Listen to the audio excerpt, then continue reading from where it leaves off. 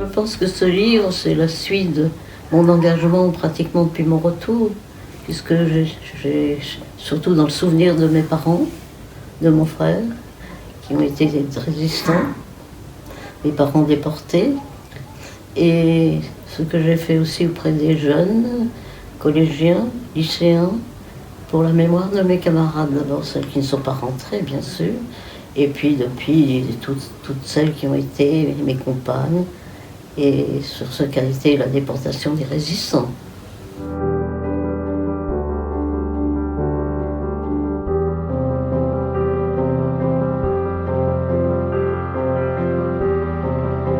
Au fond, mon grand-père maternel avait déjà été déporté pendant toute la guerre de 14.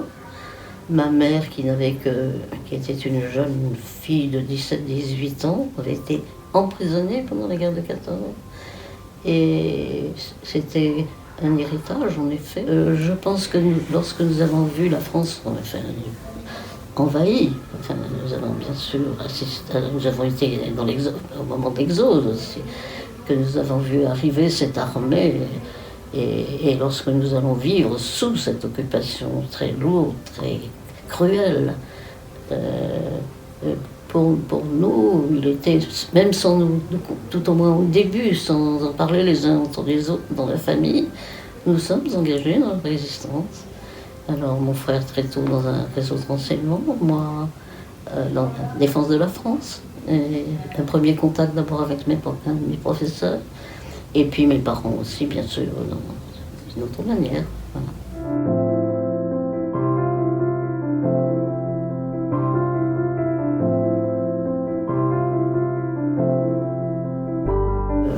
Le rôle des femmes dans la résistance a été important et qu'on l'a un petit peu oublié tout de suite après la guerre, à notre tour. Elles sont restées dans l'ombre beaucoup et qu'il faudrait un petit peu ne pas les oublier et penser à tout ce qu'elles ont réalisé et leur engagement justement dans la résistance pour beaucoup. Et sans les femmes, je le dis souvent, la résistance n'aurait pas été ce qu'elle a été. J'ai eu beaucoup d'admiration pour les jeunes femmes qui avaient laissé des bébés même, dans des berceaux et qui avaient fait de la résistance et qui ont été arrêtés et qui, pendant la déportation, ont gardé une dignité extraordinaire. Et puis, alors, j'ajouterai la grande admiration que j'ai pour ma mère, qui a été, elle aussi, quelqu'un de magnifique.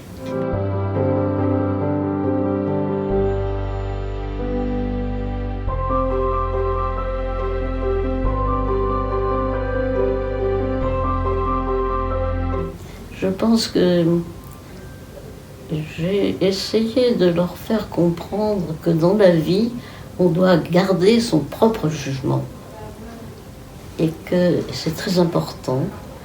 Et surtout maintenant, il y a tellement d'influences diverses qui sont quelquefois très néfastes.